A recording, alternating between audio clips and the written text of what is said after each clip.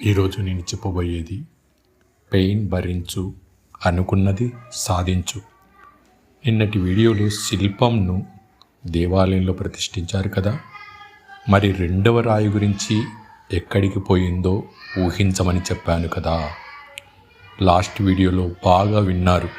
శిల్పి మొదటి 2 రాళ్లను ఎక్కడ ఉంచుతారు అన్నాడు. రెండింటిని దేవాలయంలోనే కదా.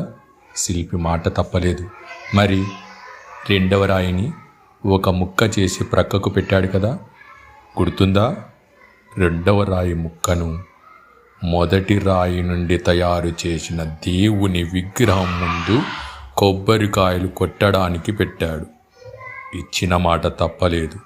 మరి ఇక్కడితో విషయం అయిపోయిందనుకుంటున్నారా? లేదు. మొదటి రాయి కొన్ని రోజులు నొప్పి భరించి శిల్పంగా మారింది. పడిన కష్టానికి ఈరోజు దేవాలయంలో పూజలు అందుకుంటుంది.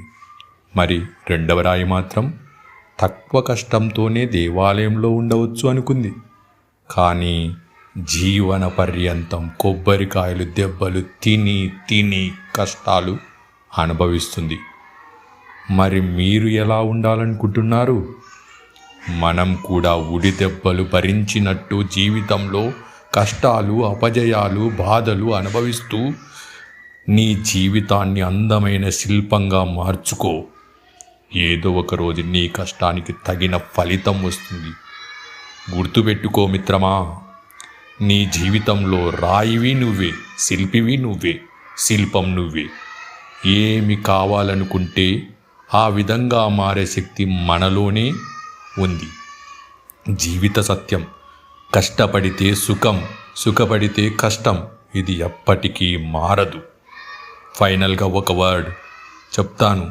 జీవితంలో శిల్పిలాగా ఇచ్చిన మాటకు కట్టుబడి ఉండడం నేర్చుకో.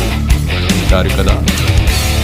మీకు ఈ విషయం బాగా ఉపయోగపడుతుందని అనిపిస్తేనే లైక్ చేయండి, షేర్ చేయండి.